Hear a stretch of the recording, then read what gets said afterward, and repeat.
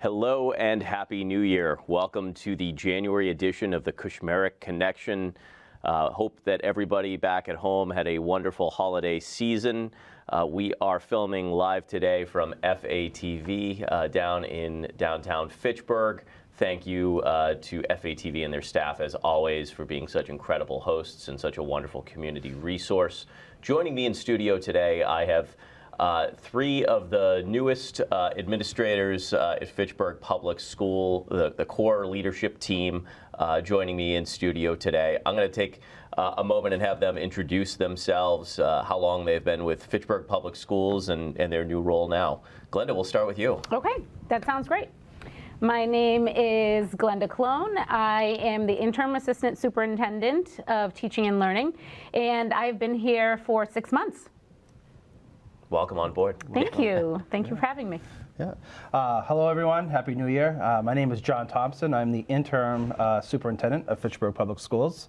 This is my 14th year in the district. I started off back in 2010 as the assistant principal at South Street, moved up to principal at South Street Elementary School, and then 4 years ago moved up to central office as assistant superintendent, and now as interim superintendent. 14 years. I'm sure, depending on the day that I ask, they've either flown by or it's been a slow crawl. They've flown by. Yeah. Yeah. It's scary how fast it's gone. I'm sure. So, yeah. Yeah. Hi, everybody. Jeremy Roche, Assistant Superintendent of Finance and Operation. This is my 13th year in the district. I was the Fitchburg High School principal for 11 years prior to moving to central office, where I've been in this role for the past 2. Fantastic. Glenda, we'll pick on you first as the newcomer. So 6 months with Fitchburg Public Schools. Can you talk a little bit about some of your prior roles before you came to Fitchburg Public Schools, and what made you want to come to Fitchburg, and in particular in this new role? Yeah, absolutely. So, you know, I've been an educator for over 20 years, right? I was in Boston Public Schools for most of my career. That's why I feel like I grew up as an educator. I was there as a teacher. I was a principal as well, and then I was also the director of academics in central office. When I was approached by our wonderful Secretary of Education, Dr. Tutwiler, and he convinced me to move over to Lynn Public Schools because they were doing some really great things. You know, I really appreciate the work that I was doing there. I was there for 4 years and worked in leadership role as an executive director of curriculum and instruction. You know, all of the work that I've done has been in urban education, and so really, you know, I had an opportunity to transition and really think about where my next step was, and Fitchburg Public Schools was one of those places. And I have to say, you know, the community really was what drew me in, right? Like the love of the family, the students, the community that we serve, and really like the passion that all the educators that I met had for the district. That really was where and why I landed in Fitchburg. That's absolutely amazing. So no stranger to urban school districts, no stranger to gateway communities. No, yeah. not at all. And you've worked with the secretary, who's literally and figuratively larger than life, right? Yes, yeah, he really is. Incredible individual. Speaking of which, John, if you could introduce yourself a little bit as the new superintendent.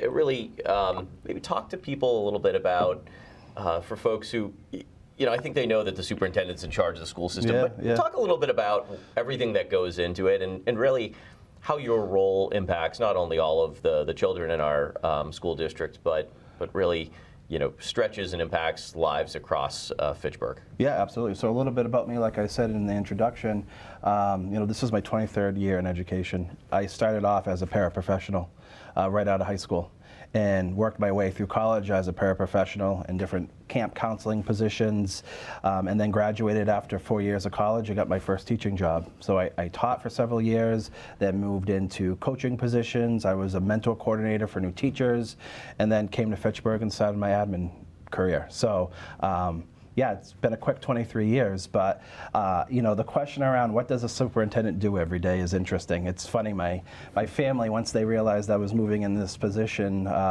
early last spring, they said, you just call off school on snow days, right? That's all you do. And I'm like, yes, that's all I do all day long. So yeah, so it's actually, and out of the thousands of decisions you make in any given year, it's the snow days that are most scrutinized. Days, right? Yeah. And that's what I think people think, and that's all you do is cancel school, right? Yeah, that's all I do. But no, it's a multifaceted position. You know, every day is different.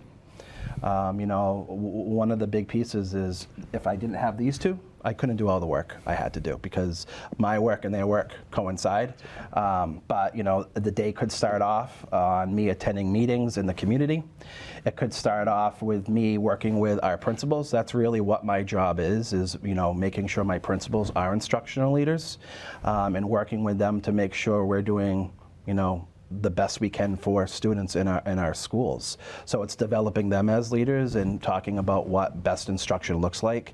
And then a lot of my time, I'm in the classrooms at the schools and seeing what teaching and learning is happening in the buildings to actually see, you know, how best we need to either support teachers or students in the schools. Other opportunities that I have during the school day, you know, we have a large Crocker project going on right now. So some of my time is, you know, working with Jeremy too on the Crocker project. In addition to any HVAC upgrades that might happen, I may be in a meeting looking at that. We may be in a meeting talking about budget issues that are happening and how we can shift money to really best support our students in the district. And then there's community events that I attend, whether it's something possibly at New View or the Fitchburg Art Museum. You know, every day is different.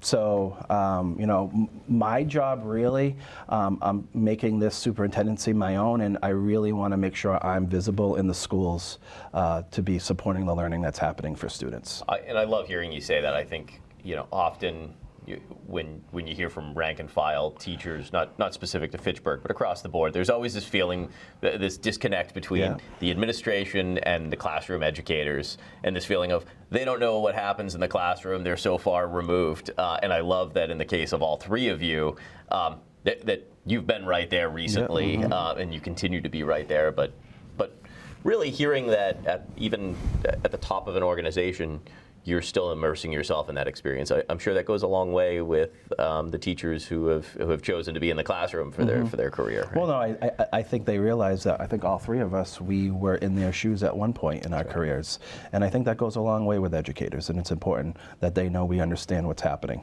And did I hear this right? You started your career as a paraprofessional? I started my career right out of high school. I graduated, I remember, on a Saturday, I think it was, or a Sunday. No, it was a Sunday. And the next day, I started as a paraprofessional where I grew up. I grew up in Winchendon. And I started that next day at Memorial Elementary School, and I was a one-on-one paraprofessional for a student that was having some behavioral challenges and mental health issues. That's amazing. So, yeah, and I loved it. And I wasn't sure what I was going to do when I graduated, and I was enrolled to go to college, but I didn't know what my major was going to be. But really, that really helped me decide what I wanted to do. So that's absolutely amazing. I don't think I've ever heard that from a superintendent before. That's where you started your career. Yep. My first 2 summers out of high school, well, I was early on in college, were spent as a substitute teacher. And that was very quickly when I realized education is not for me. Yeah, absolutely. Which I think is also just as important, right? Of getting that early experience and realizing either you love it or you realize maybe it's not for me, right? Yeah, absolutely. And so, Jeremy, you know, you were somebody as both a city councilor and then in my first year of state rep, I feel like I probably put you on speed dial. And now certainly in a new role, transitioning from principal of Fitchburg High into the operations and finance role. Can you talk to us a little bit about what that role entails? And I think, you know, not many people might know what that title does, but I think your footprint is certainly a large one. Yeah, and nor do I.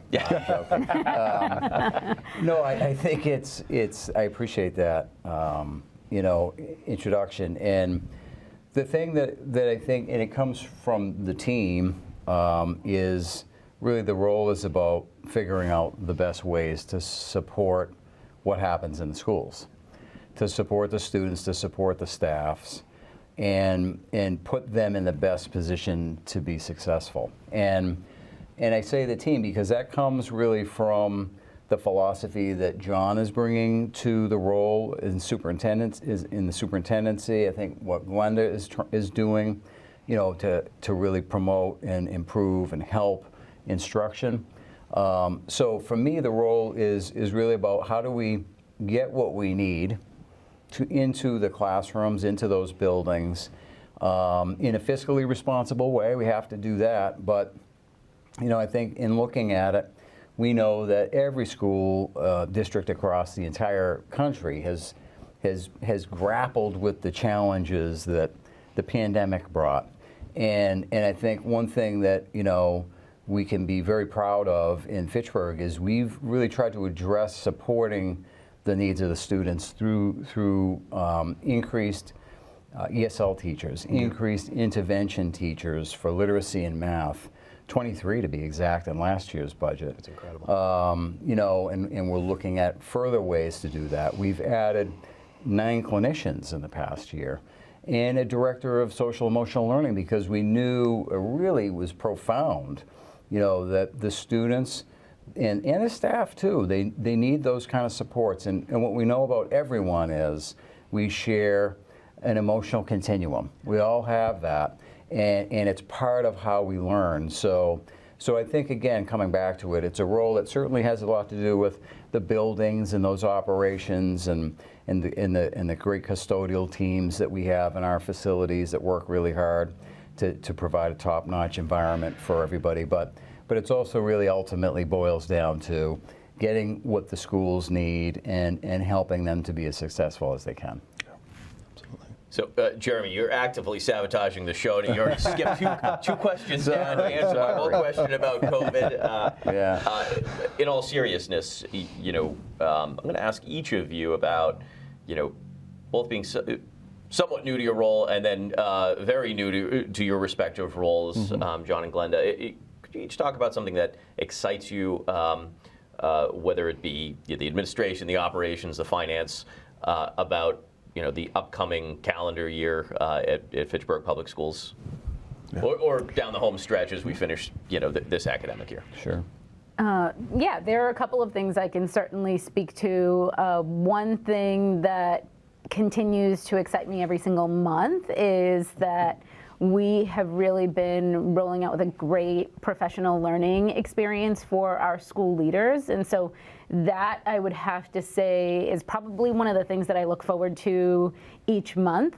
We just came away from a learning experience that each of us were a part of. And I think the really great thing about those moments is really the opportunities that people get to engage in the learning process and thinking about our practices and really reflecting on how to move students forward. And so, just having the opportunity to really engage in that work is really exciting. And one of the other things that I'm extremely excited about in pertaining to kind of a shift in our budget that we did this year is that we are moving forward with our elementary schools have had after school programming, and so this year we're moving forward with programming for our kindergarten classes.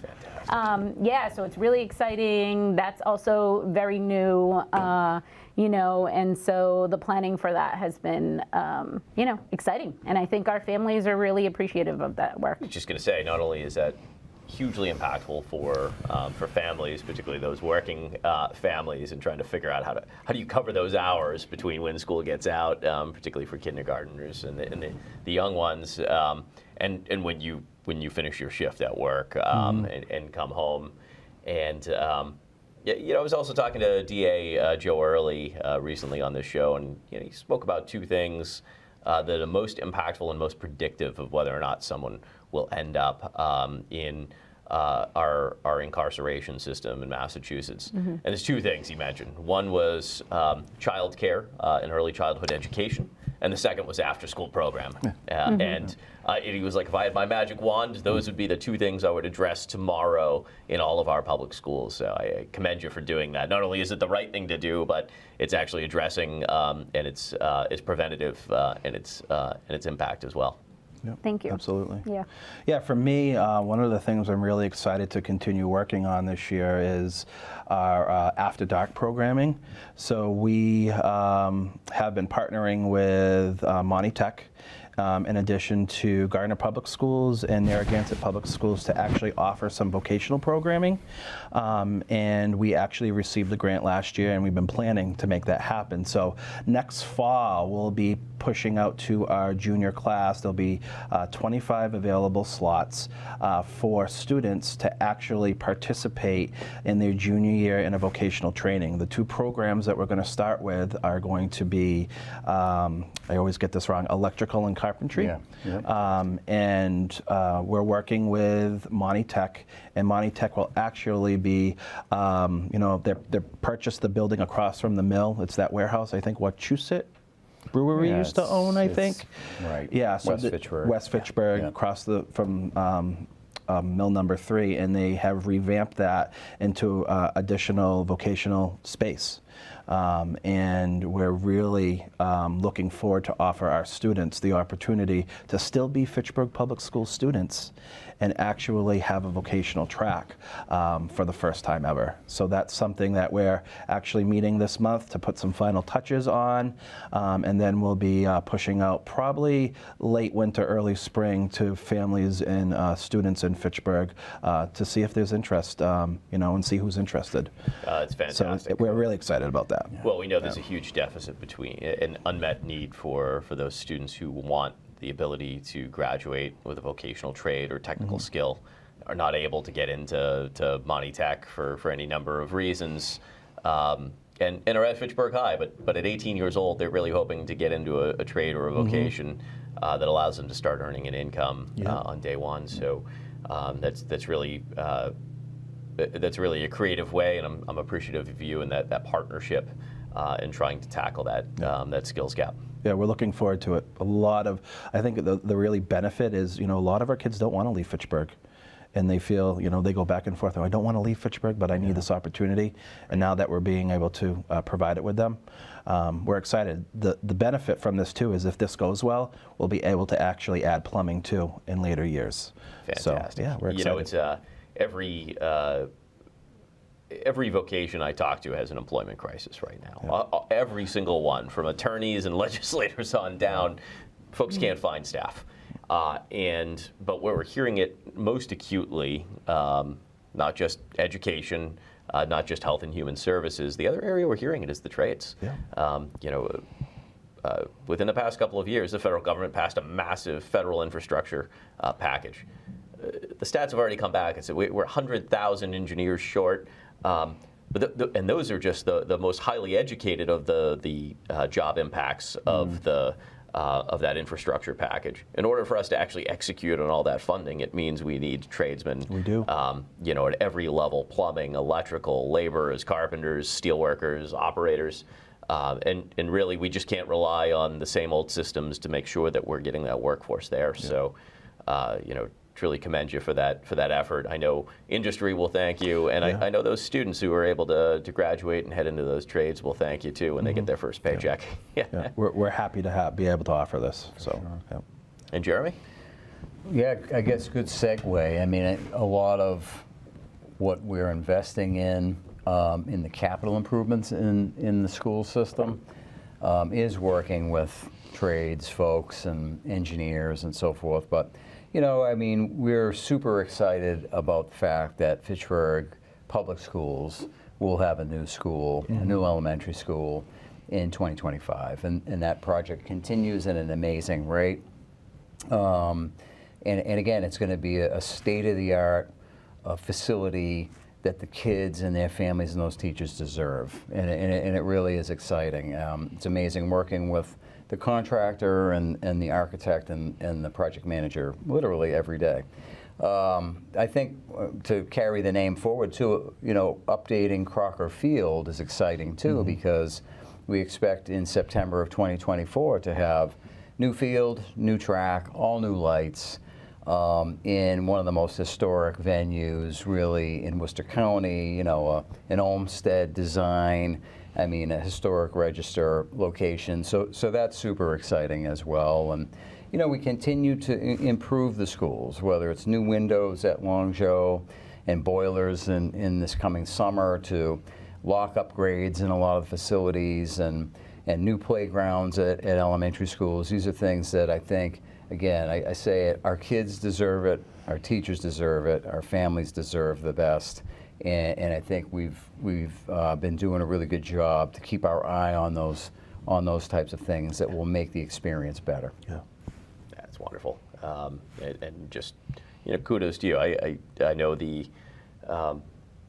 list always grows at this exponential rate of all the things you need to repair or want to repair. There's no question. And you know, I remember what that list looked like 10, 12 years ago. And to see how quickly you've tackled a lot of the capital needs for Fitchburg Public Schools. And there's always going to be more, right? And that's the part about owning these buildings of, you know, on day one, once you open them, the depreciation starts right there within the first few hours. But really, I commend you. The work that you're doing is so crucial. And it's the most public and visible part of the schools, right? Yeah. It's when parents drop off their kids and put them onto the bus in the morning, they want to know that they're going somewhere, you know, safe and clean and respectable, and that's exactly what you're doing. Jeremy, you highlighted a little bit earlier about COVID, and in many ways, I think COVID exacerbated and accelerated a lot of the issues that were already there in our school system. And you specifically spoke to mental health, but John, I'm wondering if you could talk a little bit about, you know, whether it's still mental health and emotional, social emotional well-being, or what other issues that you really see as the most pressing concern, not just in Fitchburg Public Schools, but facing the field of education right now? Well, definitely mental health is still one that, you know, comes up on a daily basis. But for me, I think it's the chronic absenteeism rate. I think in this last year, we've really done a great job to reduce that chronic absenteeism rate, but we're still dealing with that, right? We're still dealing with kids not coming to school. And that's an issue throughout the state, and it's not just a Fitchburg issue or a Gateway City issue. It's you know, other you know, wealthy communities are grappling with this. Yeah. So you know, I think any opportunity for us to you know, make sure that parents understand that just 2 days, missing 2 days a month, means your student by the end of the year will be labeled as chronically absent. You know, out of that 180 days, it's that 18 days. It means you're chronically absent. So we need to get back to having our kids in school, knowing that we are here to support them, and think of opportunities to make sure parents know, like if you are having trouble getting your child to school, you know, we're here to help. You know, we can put different supports in place. We could actually come to the home and support you. So there is different options out there for us to, you know, collaborate to get students to school. But, you know, as we continue, we're looking at, we just, I think, yesterday, applied to actually for some funding to actually, you know, combat that chronic absenteeism rate. The state has been pushing funds out to support that, and we're going to you know, tap into those funds to see if we can come up with different programming, different supports. In addition to those students who are chronically absent, is there options for us to actually either extend the school year during vacations? I know kids don't like to hear that, or during the summer to actually do some more learning for them to actually catch them up so they are on grade level. So there's a lot of different funding mechanisms that will be put out around supporting students who are chronically absent, but that continues to be a struggle. So parents just need to know, kids need to come to school. You know, COVID allowed us to, you know, have some flexibility, but we're back in session. We need to be here. That's great. I think most parents agree with you as well, right? Yeah. So as you each transition into your new roles, and maybe to dovetail with what you've just said, you know, what are some of the other initiatives that you know, you really see as targeting improvements in our schools at every level? And I'll put that to either you, Glenda, or you, John. I can certainly speak to, one of the things that we have been doing is really focusing on, to really touch on the chronic absenteeism, but also thinking about how can we as schools work in service and in partnership with our school community. So really thinking about family engagement, right? I have to say, one of the things I really commend Fitchburg Public Schools on is that we have somebody at the district level that is really engaging with the community for community resources.